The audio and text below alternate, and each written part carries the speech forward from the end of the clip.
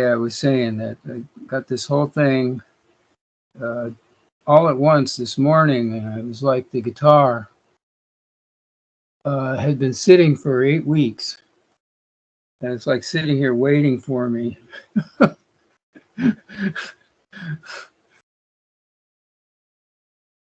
And there it is. Yeah. So what was I saying about something just a second ago before I started going on about the song being here? Well, the threes, you're talking about the threes. The trees? The threes, it comes in threes, yeah. Oh, it comes in threes, yeah. Mm-hmm. Well, yeah, or 3, 6, 9, or like that. I think the threes is the lower physical senses and body, emotion, and mind. And then the 6 is the next 3, kind of psychic, mental dimension, whatever's. And then the last 3 is the, I guess, the spiritual, so-called, whatever. And, soul, spirit, God, or the old terms for whatever that is, just generally, or maybe the 3 levels. 1, 2, 3 is one level, 4, 5, 6 is the second, and 7, 8, 9 is the third. And so it's another set, but it doesn't matter because it's just something that's always been there. And it's not necessarily a filter. It's more like it's just kind of with the way it all is. So there isn't any real definitions and stuff that we're creating. Anyway, though, we can do some creative stuff with it. And because today is this day that was formally set as a spiritual new year, I was noticing that those who had been celebrating a certain time of year, but they would do it on the weekends, either before or after or during this particular date, time of year, they really weren't observing. They're observing the old facility and whatever, and so it's really not there, and or it's non-existent because it never was it was an established, created thing, rather than something that is in the all is. So it's another way of talking about it. Is it really going to go off kilter here? So the idea that I got, though, there are other things related to what we're talking about, the creative part and the building part, like as an example, the Power Lodge or the mission stations for the new Sunrise Trail as an example, and or unity of people, or sets of people, individuals, that is, or solar beings who are active or possible active participants, depending on their own agreement. So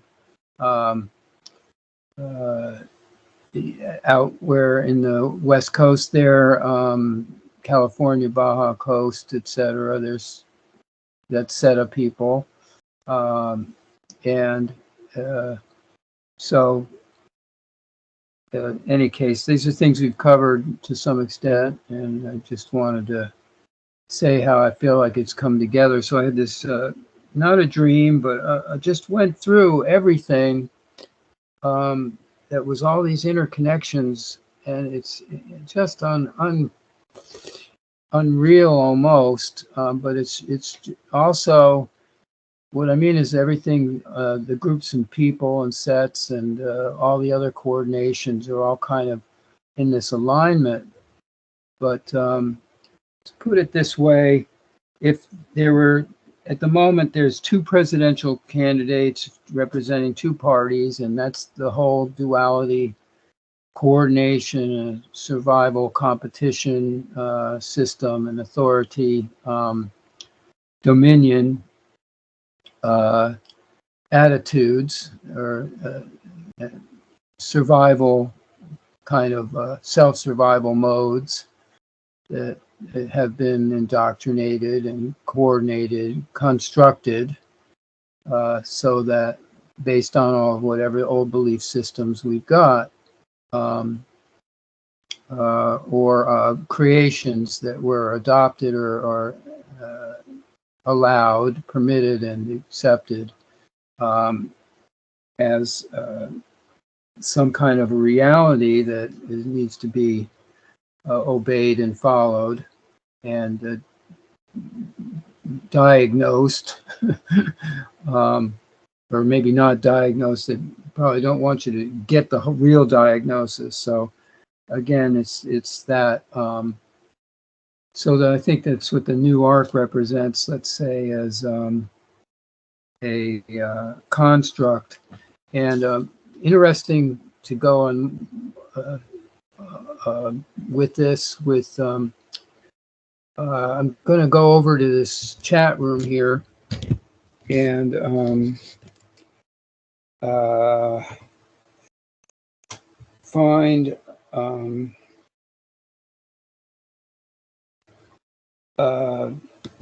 that's right. Going over to it. It's I have a friend who lives in the UK, and he's a musician, and he's playing a concert today. A new friend, and he's doing a romantic 3 sets of different pieces using his viola. And at the same time, he's done something for me with a piece I wrote or sent to him, and I actually haven't listened to it, but I'm going to send it over here.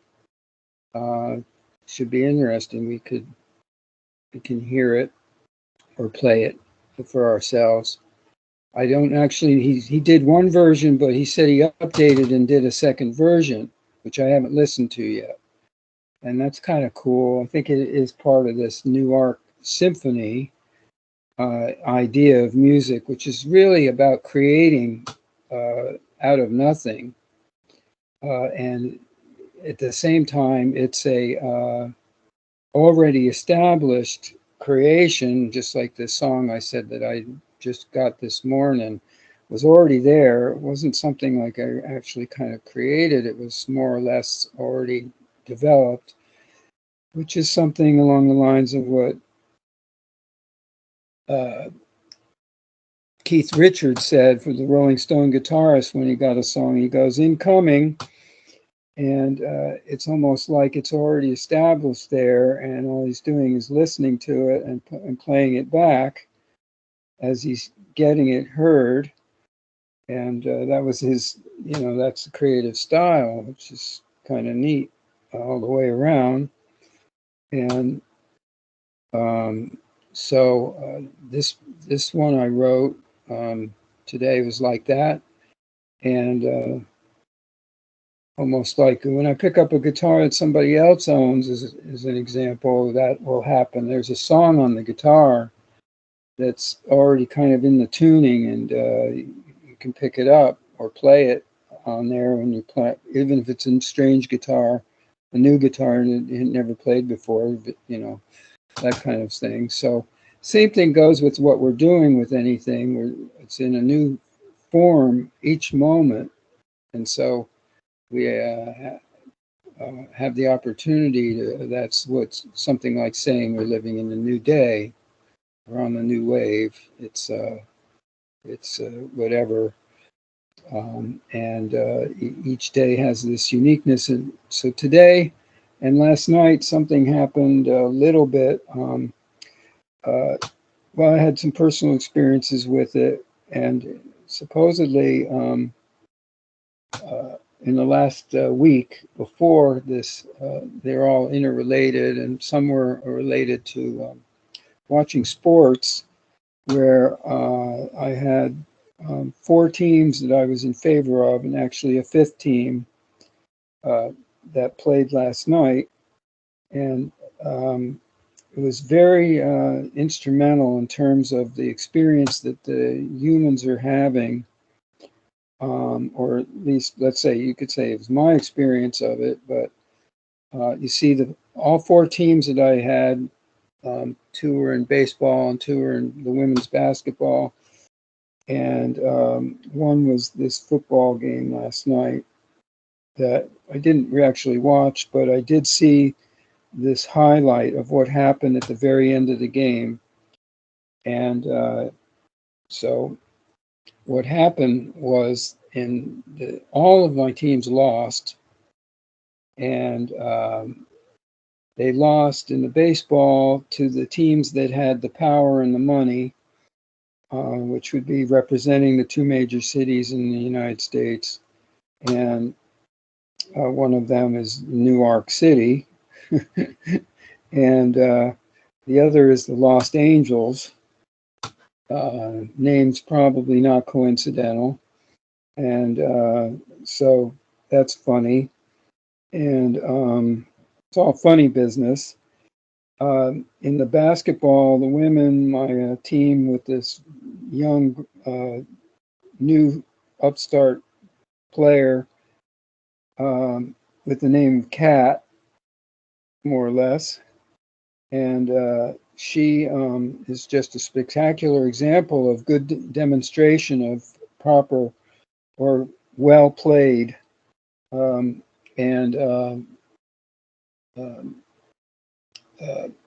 sportsmanlike. In to counter this other mode that's taken over everything and includes the huge betting cartel on sports.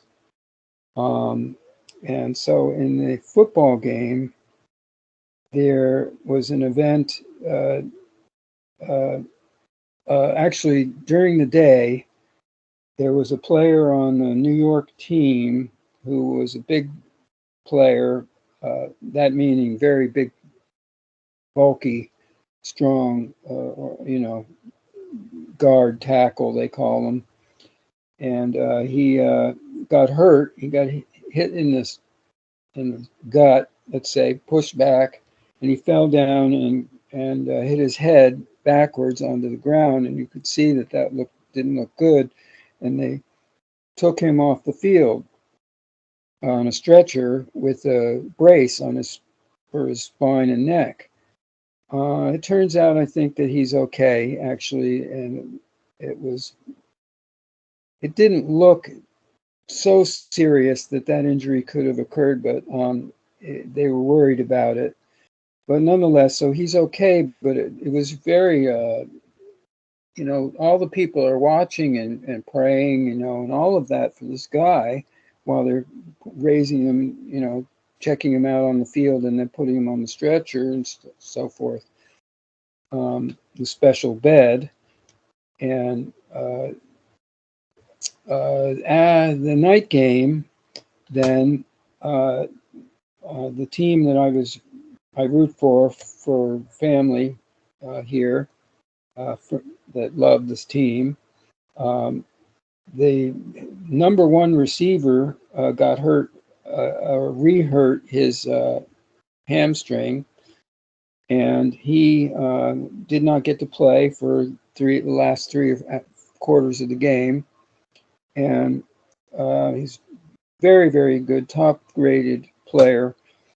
And so at the end of the game, they were way behind, but they kept trying to come back, even though it was absolutely impossible. They were sure to run out of time.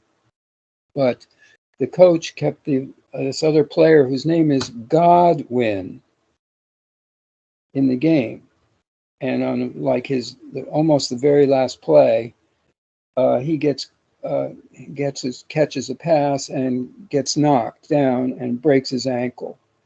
And it's very bad looking, and the people, he's probably lost he's probably going to have to retire. And the team has lost 2 receivers, which pretty much cancels their chances of winning. And it was like, we wouldn't call it a catastrophic event, but it's a really serious uh, condition for the team, and there's all kinds of blame and shame. But they had no reason to try and go down the field and get another touchdown at this late state because there were too many points behind. It was effort that had no gain, and for some reason they thought that they would try and do it in the impossible anyway, and that's because of this whole thing. Winning is everything, and the injuries and the violence of the game has reached such a height that they're almost worried that a player was going to be killed. Last year, he was seriously hurt, and they stopped the entire game. They ended the game in mid-sentence and mid-sentence, because it's a prison planet and they're all under a spell, a sentence of however many years, and that's a life sentence that we're all given at birth, more or less, and it's not recognized as such. That's, I guess, a way of putting it together. So I noticed that, okay, my 5 bodies, let's say my 5 teams are out, or you could say they're no longer being utilized. I'm not going to use them watching sporting events, etc. Something happened when I went out to exercise at the golf course yesterday, same day. This is all the last day of this year. And when I go out by myself and I'm walking, and so the people come up with their carts. And even though I'm only one person with one ball, they always catch up to me really quick. And I have to stop or finish the hole quickly and then try and go a different direction on the golf course. At one point, I got on a certain area where I couldn't go forward, I couldn't go back, I couldn't go sideways without having to. I'm going to have to deal with the carts or the players, or I'm in their way or they're in my way, so to speak. And I do my best to avoid them all. So there's 9 holes on the golf course, and I was only able to play 6 total in the direct line that you're supposed to play. I wasn't playing them in the direct line anyway, so I played actually a little bit more than 6 holes myself. I think I could count 7, and that's why I wanted to relate that part, because I have here at the house we had the trees fall down or get cut down. And when we cut down the trees before this last storm, which saved the house, we cut down 2 trees and we left the stumps. And then when the trees were cut down, there were 7 stumps. Besides the 2 that are in the ground, these huge and big pine trees, the stumps have been left up, in the ground, and they're beautiful in a way. They're beautiful, or striking, and so are the 7 pieces that are stumps or big cuts of these trees, and they are seats around the house, set up around the house now that we can go out and sit on. And okay, so that's like a natural architecture of what I'm thinking of. We're watching the Rings of Power, and they're talking about the 3 rings and then the 7 rings, and they want to actually make 9 rings. And there's a whole argument about whether the wizard or the ring maker and team should do anything or not. But one of these individuals is pushing it very strongly, but I think that that is the Dark Lord hidden in this. I'm not attributing this to you, Valentine, but he's blonde-haired, good-looking, and youthful, and he's and there is a character in a place called, there's a character with the name with Val and something, and the town is called, or the space where they live, the area is Valinor. And it occurred to me during the show, watching it, that there was three, at one point they mentioned these three characters, and one is from Valinor, another one's from Numenor. Nuameanor, something like that. And that is going to be evidently the place where the Dark Lord is going to take over the set of people that are living there, the humans, because there are humans, hobbits, orcs, and elves, and what do you call the big uglies are orcs, but the little ugly, let's say the smaller uglies are orcs, and then there's the bigger orc. They're not dwarves, they're the forgot the name of that part of that set. This is in the Lord of the Rings creation of Tolkien, the writer, and the writing is just really good in this also. They really kept to it really well, and they switch back and forth between the speaking of the ancient language that was either created or actually recreated by the author. Okay, so I think that there's probably 7 sets of character types in this story as well. And the elves and the dwarves have united.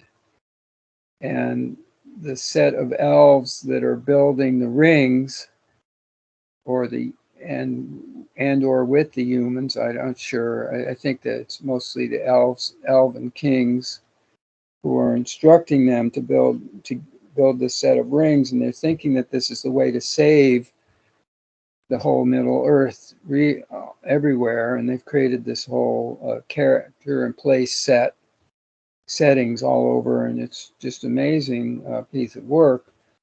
But they're demonstrating this desire, let's say, to be protected and safe and creating using rings. But the actuality is that something that they can be misused. But not only that, there'll be one ring that will be taken over by the Dark Lord and Mordor. And at this time in the story, they're creating the Dark Lord is creating himself, and he can shapeshift and all of that. So it's a metaphor for current events and what's going on now with the AI. And I wrote that down as a relation to it. I got it in my book here. I'm looking it up. Yeah, I wrote down the AI wars, humanity versus the alienation, or reality versus the game. And also the solar versus the planetary, and other ways of describing that. But also AI can be reversed to be, or inverse to IA, which is intelligence assimilation, or let's say the influence alienation. And it has something to do, I wrote, with the Saturnine and reptilian Dark Lord takeover, or what I wrote as the failed Dark Lord takeover, which in a way you could say that's what happened before, even though it appears that there's still rulerships and coordinations with that. It actually doesn't really have any real effect, or currently, except for whatever the humans have adopted or allowed and constructed, in that they were indoctrinated and obfuscated and identified with these through the beliefs in religion, social, government, business, and economies and psychic development fields, the 6 fields in the creation. So that's how I put it together. Our object is to be beyond the oppositions, the creation and competition, or the attributes of the former Genesis and whatever other rulerships and authority. And in particular, the one I thought of and got now to share about is the Orion one, which is the 3-headed, the 3 belts of Orion, the 3 stars in the belt. There's also the 3 set, that is the head, the belt, and the foot. There's 2 stars at the head and the foot, Betelgeuse and Rigel, that are in Gemini, and which represents the top and the bottom. And the belt is in the middle. I think Aldebaran is one of the stars in the belt. I'm not sure. I think Aldebaran is in Taurus, actually, which is next door to. And there's another 3 sets of stars there with the Pleiades, which is the 7 sisters. We could say something like the witches or the feminine. And but Orion, the Betelgeuse head star is the queen. So the queen was mentioned in the Lord of the Rings, along with, of course, the queen's very important. And so is Galadriel, because she represents the female, the pure queen, but in a sense more like the witch or the princess, the good, the White Witch of the North, I guess you'd say. That's a good way of looking at it. And also that relates to the star Capella that's also in Gemini in between all these and above them, that represents the North and the brightest star of the North has a character as well.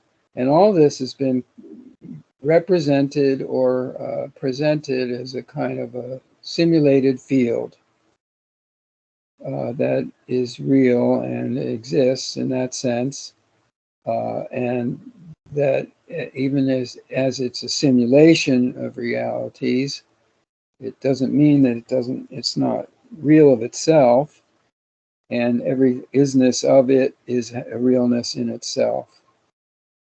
Oh, that's a mouthful. Oh, okay. Sorry, Val, you got imploded here this morning.